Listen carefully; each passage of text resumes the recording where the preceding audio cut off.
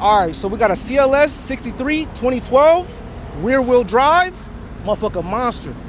This is stock. We got an E63S all wheel drive modded out. Now, we're gonna let y'all decide on which one sounds better. Obviously one's stock and one's not. So don't hate, just appreciate it.